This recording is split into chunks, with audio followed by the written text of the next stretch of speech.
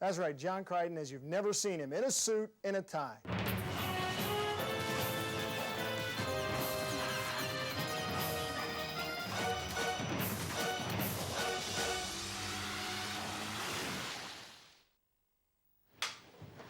CO2 up. I wrote the 8th episode of our 3rd season, Green-Eyed Monster.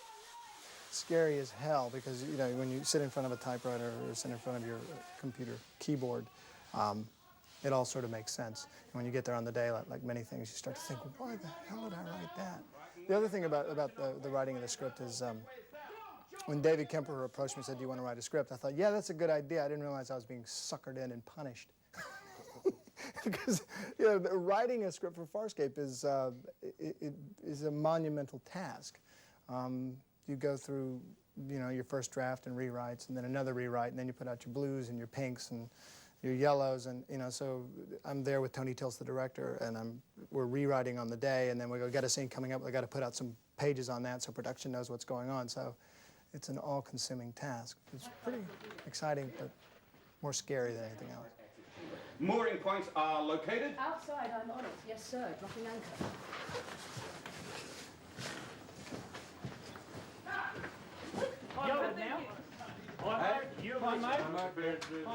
Sydney is a multicultural city, and just about anybody can blend in here as long as you're not running down the street going, I am an American! Talk really loud, use the American voice, you draw a bit of attention, but... Yo, Jonah, we have been swallowed. That is down, and I, for one, do not want to be booed on. You will limit your remarks to something useful. No, all right? Or what? He's right. John is right. The internet is an amazing thing, and it has an influence as to whether shows continue and whether they don't, and getting the word out on the show. And it's a very important part of the sci-fi genre that the internet community is heavily involved in. So if I want to find out how an interview turned out, I can get on the net and someone will have posted the transcript. In fact, almost nothing misses the fans of the show, and it gets posted and reposted. Farscape, one, hold a moment. Oh, never what? Meteorology reports some kind of electromagnetic wave.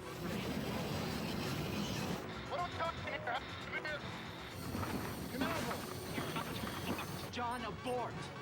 Canaveral! John, you have to abort. Abort now! This is the first time I've held one of these, so I gotta inspect the goods. Hang on. John Crichton, Season 1, Episode 1. We have the we have the helmet. We have the ice cream suit, is what we call it here. The khakis, the ice cream suit. Haven't seen that in a while. How do you imagine that there's ever going to be like an action figure which your name is attached to? See, look at it there, you know, Barbie.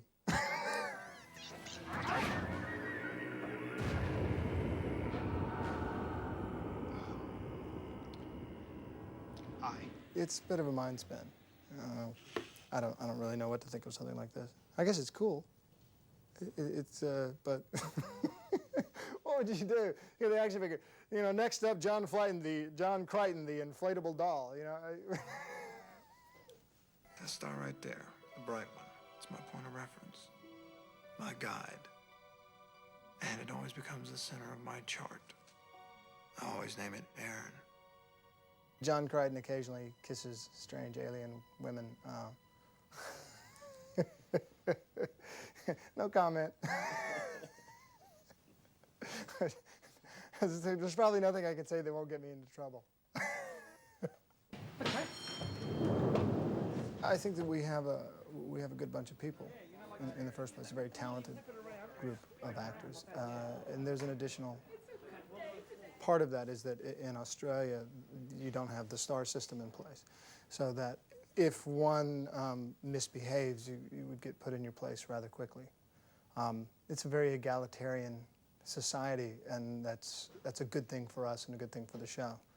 You know, you cannot walk around an Australian set and be accepted and be part of the set if you're going to try to place yourself above everybody. I don't think you should anyway. The fact is that on any given day, there's maybe 300 people working on this show. And fair number of those people work as long and as hard as any of the cast, myself included. And it's important to remember that when you're doing something like this, that, you know, we're just one part of a very, very large organization trying to bring Farscape to the screen.